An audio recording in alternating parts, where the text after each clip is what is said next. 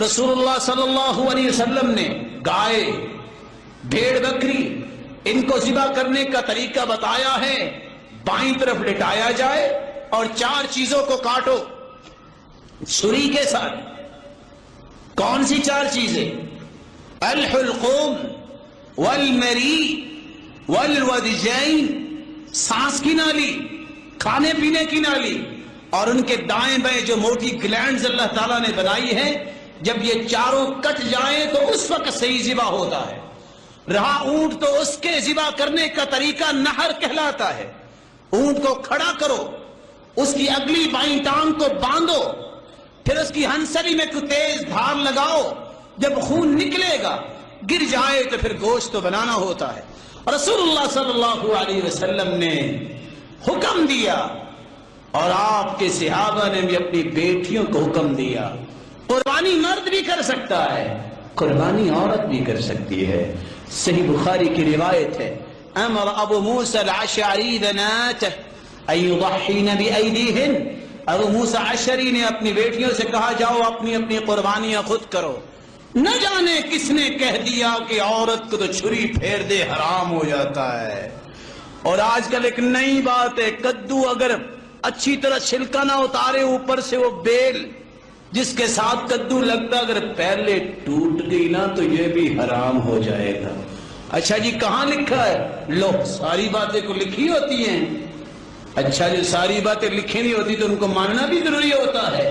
قرآن لکھا ہوا آیا ہے، حدیث لکھی ہوئی آئی ہے، اس لیے قرآن کہتا ہے فَاسْأَلُوا أَهْلَ الذِّكْرِ، پوچھو اہل ذکر سے، علم والوں سے، بالبینات، وہ تمہیں دلائل سے بیان کرے، والزبر، تمہیں لکھی ہوئی بھی دکھائیں۔ کہاں لکھا ہے؟ یہ کون سا فلسفہ ہے کہ لکھا ہونا کو ضروری ہے؟ نہیں، مسلمان کا منہج یہ ہے جو میرا رب کہے گا، جو میرے رب کا محبوب کہے گا میں اس کو مانوں گا، کسی اور بات کو نہیں مانوں گا۔ رسول اللہ صلی اللہ علیہ وسلم نے فرمایا جب کوئی قربانی کرنے لگے تو پہلا کام یہ کرے فَلْيُجَهِّزْ أَحَدُكُمْ، اپنے آپ کو تیار کرے۔ یہ نہیں ہے کہ قربانی کو لٹا دے اور اس وقت جو ہے اپنے کپڑے سمیٹ رہا ہو اور دھوتی باندھ رہا ہو۔ فَلْيُجَهِّزْ أَحَدُكُمْ۔ دوسری بات، قربانی کو لٹانے سے پہلے ان تحد الشفارہ، چھری کو اچھی طرح تیز کر لے۔ قربانی کو لٹا کر چھری تیز کرنا ظلم ہے۔ اللہ کے رسول نے دیکھا، فرمایا تريد ان تبيتها موتان هل احدثت شفرتك قبل ان تضجعها، اس کو لٹانے سے پہلے تو نے چھری کیوں نہیں تیز کی؟ اس کو دگنی موت دینا چاہتے ہو؟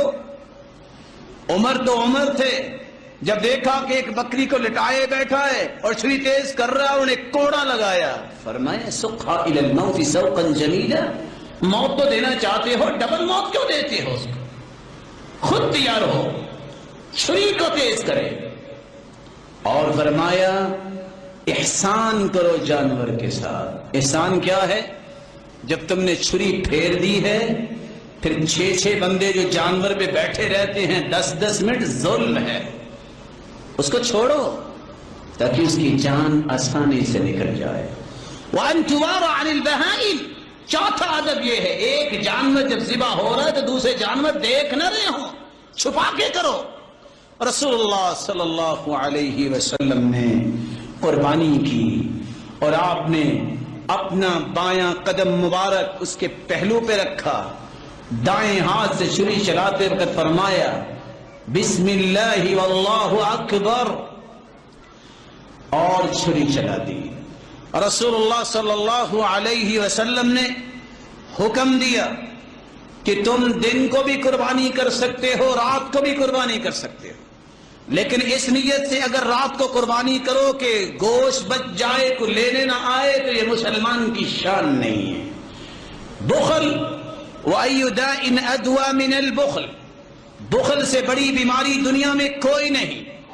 اس لیے جب قربانی کرو، کل ایام التشریق ذبح، ایام تشریق میں کسی دن بھی قربانی ہو سکتی ہے۔ 11، 12 اور 13 مغرب سے پہلے قربانی کر سکتے ہو۔ رسول اللہ صلی اللہ علیہ وسلم نے 100 اونٹ قربان کیے، 63 نہر خود کیے، اور بقیہ علی رضی اللہ تعالی عنہ کو حکم دے دیا۔ آپ صلی اللہ علیہ وسلم نے اپنی زوجات مطہرات کی طرف سے گائے بھی ذبح کی، آپ نے 2 مینڈے ذبح کیے۔ رسول اللہ صلی اللہ علیہ وسلم کے ان فرامین کو دیکھ کر اپنی استطاعت کے مطابق انسان قربانی کرے۔